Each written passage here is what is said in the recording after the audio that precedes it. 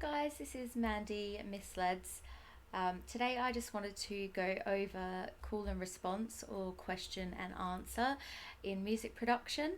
These are terms that I wasn't aware of or hadn't heard of when I first started out, and I was subconsciously doing it for some of my tunes, but some of them not. And I feel like when I discovered this question answer call and response thing, it did improve my production a lot because I had that in my mind, and I had that I needed to sort of come up with a groove in that way.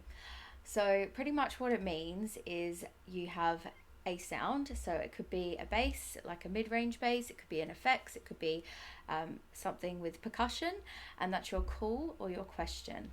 And then you have another sound that follows that, that's the follow-up, so that's your answer or your response. So the track that I've chosen to illustrate this today is one of my tunes called Eff You, which is out now on Noxious Records. For those of you who haven't heard it, I'll play just the first 32 bars and a bit of the intro for you so you can have a listen and get an idea of what it sounds like. So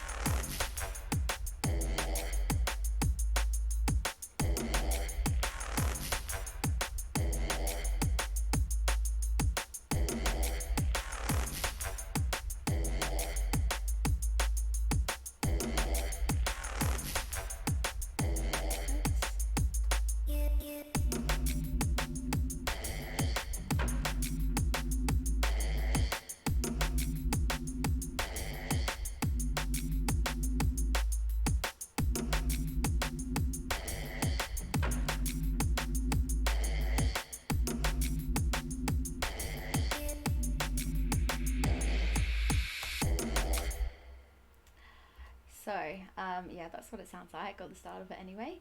So I wanted to run through, just because the first two lots of 16 bars, or it says 8 bars here, but I write in 87 BPM, they have a quite prominent call and response. So I'll just quickly play a little bit of it again for you, this first 16 bars.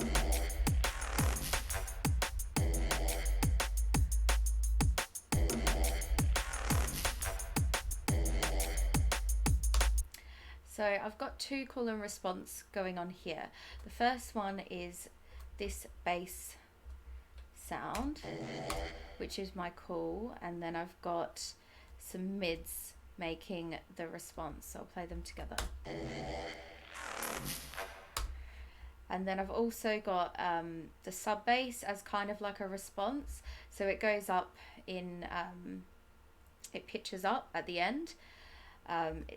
You probably won't be able to hear it too well on the video, but so there's that. So this bass here, I'll just play it again. That's acting as your call or your question, and then this sound is acting as the response. So it's just having something that follows up from that, and it really helps with the groove of your tune. And it kind of gives something memorable, or it can give something memorable as well to the tune, so people will sort of expect to hear that. And then you can also come up with surprises, so you might have that 3 times and then have something for the 4th time as like something as a surprise for the listener and to keep them interested. In the second 16 bars, I've used a different call and response. I've actually used some of the subharmonics.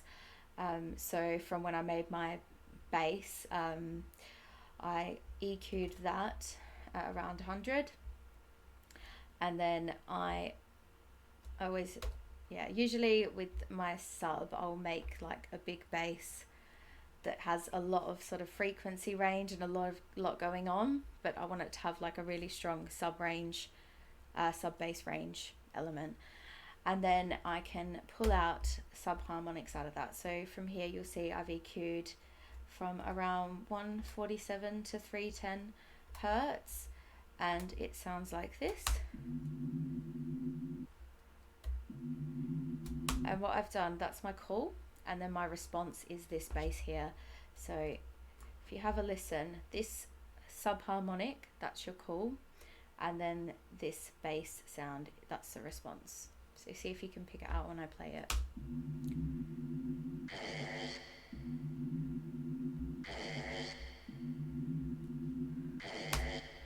Okay, so it's just kind of playing around with all the little elements that you've got in your tune and coming up with some ways that they can play with each other and ways that they sort of work with each other.